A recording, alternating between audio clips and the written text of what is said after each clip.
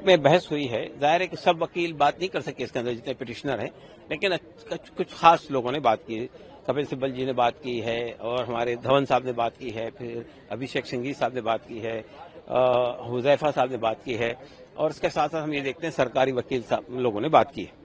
तो देखिए, बुनियादी बात जो आज ज़ेर बहस आई है कोर्ट के अंदर, एक बात ये आई है कि वक्फ बाय यूजर का जो कानून है वो उसको आप खत्म कर रहे हैं, और आप वक्फ की प्रॉपर्टी के बारे में ये फैसला बात कर रहे हैं कि अगर कोई चीज वक्फ की प्रॉपर्टीज है तो वो वक्फ की प्रॉपर्टीज अगर वक्फ बाय यूजर कैटेगरी में आती है तो उनको अब तक के जो आई है वो तो हम मान लेंगे, लेकिन वो अगर डिस्प्यूट है उसके ऊपर में कोई प्रॉपर्टी पे तो वो वक्फ बाय यूजर में काउंट नहीं होगी।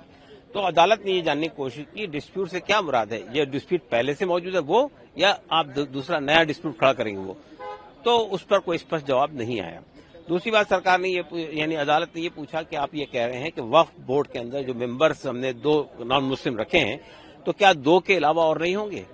तो उन्होंने कहा नहीं, 2 के अलावा नहीं होंगे, 2 ही होंगे। तो उन्होंने कहा ये कानून में तो ऐसा नहीं है, कानून ने तो पहले ये कहा था पिछले कानून के अंदर कि तमाम लोग मुसलमान होंगे 100%, लेकिन अब आपका जो कानून है वो ये कहता है 2 नॉन मुस्लिम होंगे, लेकिन बाकी लोगों की जो शर्त थी कि नॉन मुस्लिम होंगे, नॉन मुसलमान होंगे, वो शर्त आपने हटा दी है। तो आपकी बात में और कानून के अंदर 2 कन्फ्लिक्ट हो रहा है। तो उन्होंने कहा नहीं, जेपीसी के अंदर इस पर बहस हुई और सरकार ने जेपीसी के सामने अपना पक्ष रखा। उन्होंने कहा हमें कुछ से मतलब नहीं है, हमें ये मतलब है कि कानून में क्या लिखा हुआ है और कानून से क्या चीज बनती है। तो वो उन्होंने ये कहा कि हम इस पर अफिडेविट दे सकते हैं अगर आप चाहें। तो एक दूसरा मुद्दा था, वो अभी क्लियर नहीं हुआ। तीसरा मुद्दा ये था कि जो सरकार का क्लेम होगा वो सरकार का क्लेम वक्फ ट्रिब्यूनल नहीं तय करेगा, बल्कि वो पहले कलेक्टर की बात थी, अब डिजिग्नेटेड ऑफिसर की बात है। तो सवाल ये पैदा हुआ कि भाई डिजिग्नेटेड ऑफिसर अगर सरकार अपॉइंट करेगी और क्लेम करने वाली भी सरकार है तो वो किसके हक में पक्ष में फैसला करेगा, तो वो चीज भी क्लियर नहीं हुई अभी। चौथी बात उसमें ये आई कि साहब उन्होंने कहा हमने इसमें विमेन के लिए गुंजाइश रखी है और हमने बहुत सारी और लोगों के लिए गुंजाइश रखी है। तो ये सवाल पैदा हुआ कि भाई विमेन की गुंजाइश तो पहले भी थी, इसके अंदर कोई नई बात आप नहीं कह रहे हैं। तो बहरहाल अभी इसमें कई ऐसे फैक्टर चीजें हैं जो बाकी हैं। मिसाल के तौर पे लॉ ऑफ लिमिटेशन के एग्जम्पशन से इसको आपने खत्म कर दिया। यह कंपैरिजन भी आया कि जो हिंदू एंडोवमेंट्स हैं और जो सिख एंडोवमेंट हैं उसको ये सब प्रोटेक्शन हासिल है, जो प्रोटेक्शन आपने वक्फ बोर्ड से छीन लिए, वक्फ कानून से छीन लिए। तो इस पर भी कोई स्पष्ट जवाब सरकार की तरफ से नहीं आया है। बहरहाल हमें उम्मीद है कि जिस तरह से बहस चल रही है, हमें उम्मीद है कि बहरहाल कल भी इस पर और विस्तार से चर्चा होगी। हम ये तवक्को रखते हैं कि या तो पूरा एक्ट स्टे हो जाएगा या इसके कई ड्रैकोनियन प्रोविजंस को स्टे कर दिया जाएगा। जो सजा थी वो कम कर दी गई है। वक्फ बोर्ड के जितने भी औकाफ के थे उसमें ये था कि डेमोक्रेटिक कल्चर से चुनकर आते थे, जैसे बार एसोसिएशन से होता था, एक इस्लामिक स्कॉलर होता था, एक मुतवल्लियों से चुनकर के आता था। तो वो जो चुनाव का जो, और फिर वो सब मिलकर के 6, 7, 8 जितने भी लोग होते थे मेयर, वो अपने में से चेयरमैन चुनते थे। अब नॉमिनेशन होगा, तो इसका मतलब ये कि हम डेमोक्रेटिक चीजों को खत्म कर रहे हैं, डेमोक्रेटिक कल्चर को खत्म कर रहे हैं। एक तो चीज ये है। दूसरे 5 इयर्स प्रैक्टिसिंग मुस्लिम की कौन गारंटी देगा कि ये सही मुस्लिम है या सही मुस्लिम प्रैक्टिसिंग नहीं है, इसकी कौन गारंटी देगा? कोई उसका क्या मेयार है? बल्कि हमें तो ये प्रैक्टिसिंग का मसला तो मुझे ऐसा लगता है कि जैसे अब कोई फतवा टाइप का कोई जारी किया गया, तो फतवे की जबान भी नहीं होती इस तरह की, जो वो है कि साहब प्रैक्टिसिंग मुस्लिम कर सकता। लिमिटेशन एक्ट खत्म हो गया तो उसमें तो जो काबिज है वो काबिज ही रहेंगे, उनको जो टाइम ही नहीं मिलेगा जाने का कोर्ट, वो एक टाइम के बाद में खुद ही काबिज हो जाएंगे। और तीसरे नंबर पे जो ये है कि जो पावर्स हैं अलग अलग डिवाइड किए गई हैं, तो एक ही जो डीएम होगा वो इंसाफ का भी काम करेगा और वो मुतवल्ली भी है एक तरीके से, तो वो मुतवल्ली भी है और अब उसको इंसाफ भी करना है, तो वह खुद अपने आप में दोनों चीजें कैसे ओहदे कर सकता है, ले सकता है। इसलिए पहले सब डिविजनल कमिश्नर जो है वो कमिश्नर जो है वो उसको करते थे और उसके बाद पूरा प्रोसीजर के बाद में वो होती थी। एक प्रोपेगेंडा और झूठ पर आधारित ये वक्त लाया गया है, जो संविधान में जो सहूलतें दी गई हैं, जो फैसिलिटेट किया गया है शहरियों को, उसको बिल्डोज किया गया है इस बिल को लाने के लिए। सर, क्या एक्स्ट्रा पावर गवर्नमेंट को मिल जाएगी? जो संपत्तियां हैं उनसे रिलेटेड वो क्या कर सकती है? देखिए, उन्होंने उसमें ये भी है कि अगर कहीं पर कोई सरकारी क्या कहते हैं कोई जमीन है, तो सरकारी जमीन किसे कहते हैं इसकी परिभाषा अलग अलग है। बहुत सी जगह ऐसी हैं जो वक्फ की थी, सरकार उनका मेंटेनेंस देखती है। मिसाल के तौर पर हम कहते आए जेपीसी में, हमने कहा कि एएसआई के अंडर जितनी मसाजिद हैं, बेशक वो आर्कियोलॉजिकल ऑफ इंडिया उनका देख रेख, लेकिन उनका कल्चर है एक कि वो किस मजहब के लोगों की है, उनके उस कल्चर को महफूज रहना चाहिए। अगर मस्जिद है तो नमाज पढ़ी जाए, मंदिर है तो वहां पूजा की इजाजत होनी चाहिए। लेकिन ये कानून पहला ऐसा कानून है कि जिसमें एक तानाशाही झलकती है और ये झलकता है कि अब जो मजहब की जो पावर्स होती हैं, जो मजहबी लोगों को कुछ सही और बताने की, और जो उसकी जो उसूल और जवाबित होते हैं मजहबी फिकी जिन्हें कहते हैं, उनके अरबी ज़बान में फिका बोलते हैं उसको, तो उनकी जो टर्म्स होती हैं मजहबी टर्म्स, उसका काम भी अब सरकार करेगी। इस कानून के बाद में हमें ऐसा लगता है कि हमारे देश के माननीय जो वजीर आजम है वो अब मुफ्ती भी हैं और उन्हें मुफ्ती भी कहना चाहिए। अगर सरकार करेगी भी तो सर क्या आपत्ति है? अरे मतलब आपत्ति क्यों नहीं होगी? जब उनके किसी को विल पावर आप खत्म कर रहे हो और वक्फ अलल औलाद खत्म कर रहे हैं, अगर आप किसी और धर्म में तो वक्फ कर सकते हैं, किसी को आप अपनी मर्जी से हिबा कर सकते हैं, गिफ्ट कर सकते हैं, लेकिन मुस्लिम में तो नहीं कर सकते। The way Supreme Court has entertained our petition, that was a remarkable one.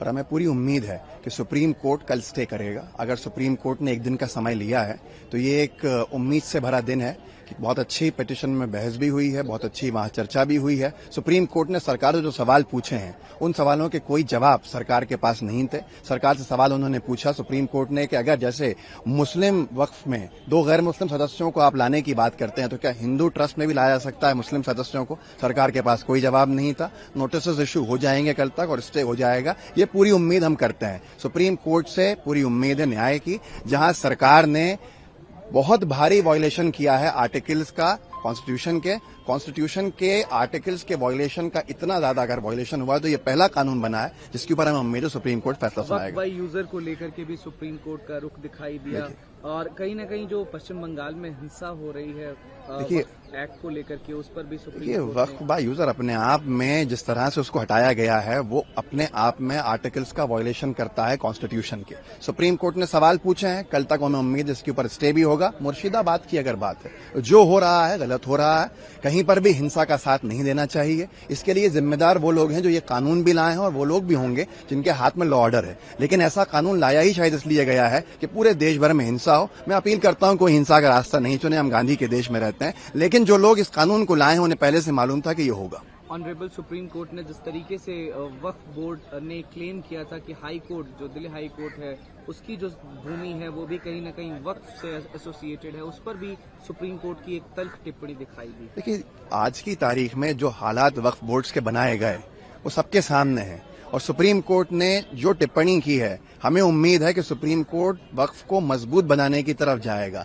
Delhi high court की जगह पे ऐसी बहुत सारी भूमियां होंगी जिनके आप पुराने रिकॉर्ड देखेंगे, पर आज विवाद किस तरह का है कि आप आज की भूमि के ऊपर क्या करना चाह रहे हो। भूमाफियाओं की नजर गड़ाने वाले सरकार में बैठे हुए हैं, संरक्षण दिए हुए, तो उनसे क्या उम्मीद? जवाब दे सरकार का जो सरकार से सवाल पूछेगा।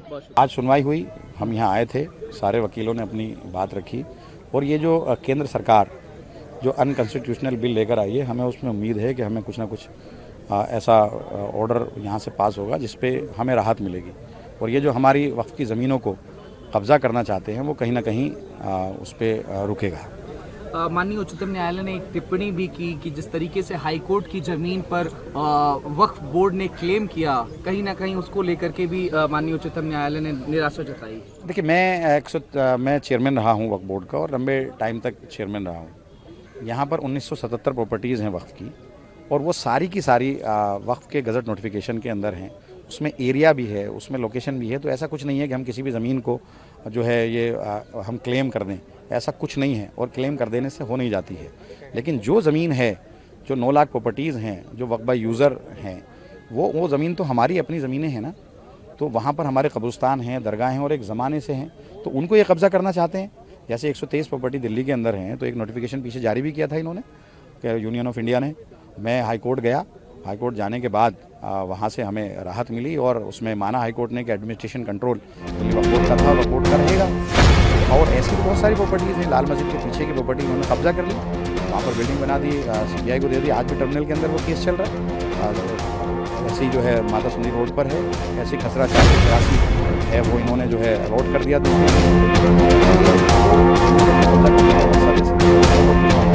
और जिस तरह से ये इन्होंने मेंबर, वक्फ के मेंबर, मैं पहले हुआ करता था कि इलेक्टेड MLA, मुस्लिम इलेक्टेड MLA था, वो क्लोज हटा दिया, इलेक्टेड भी हटा दिया, इलेक्शन प्रोसेस से भी ख़त्म कर दिया। और मुस्लिम क्लोज हटा दिया। इलेक्टेड MP था, मुस्लिम था, वो हटा दिया। मुस्लिम जो है वो मुतवल्ली इलेक्टेड था, वो हटा दिया। तो कहीं ना कहीं इलेक्टेड प्रोसेस को ख़त्म किया। और ये जानते हैं कि कहीं भी किसी भी स्टेट में इनका ना तो कोई MP है मुस्लिम, ना ही कोई MLA है। बोर्ड में सारे लोग इनके रहें, उसका बाय डिफ़ॉल्ट, जैसे दिल्ली के अंदर हमारे 4 MLA हैं मुस्लिम हैं, पहले वाले एक्ट के हिसाब से हम में से कोई ना कोई एक आना था। MP ex-MP कांग्रेस का है, वो आना था।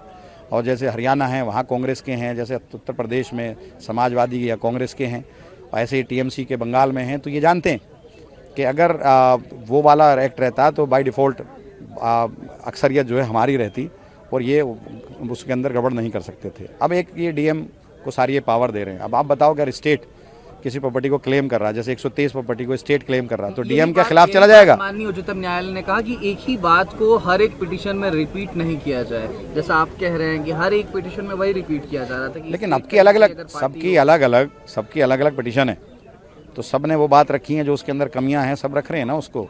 मैं तो चेयरमैन रहा हूँ, मैंने तो फेस किया है। जब मैं चेयरमैन था तो एक भी केस लूज़ नहीं किया, यहाँ तक कि यूनियन ऑफ इंडिया के खिलाफ 123 प्रॉपर्टी का जीता। और जब मैं नहीं रहा, इनके पास चली गई, रेवेन्यू सेक्रेटरी के पास चली गई, जो डिविजनल कमिश्नर है वो अब चेयरमैन है। जब चली गई तो शाही ईदगाह का मसला आया। वो उसने वक्फ की ज़मीन को, जो ईदगाह के सामने का पार्क है, ये वहाँ कोर्ट के अंदर जाकर ये कहा, एफिडेविट दिया कि ये हमारी नहीं है। अखुंजी मस्जिद जो वहाँ है महरौली के अंदर, वहाँ इन्होंने कहा कि हमारी नहीं है। कई सारी दरगाहें हमारी नहीं है। तो एक तरफ तो हम अपनी ज़मीनों को, जब हम थे, मैं चेयरमैन था, कोई ज़मीन जाने नहीं दी। और एक जो हमारी आज की ज़मीन है, जब इनके पास ये आ गए तो वो सारी चली गई। तो दिल्ली मिसाल है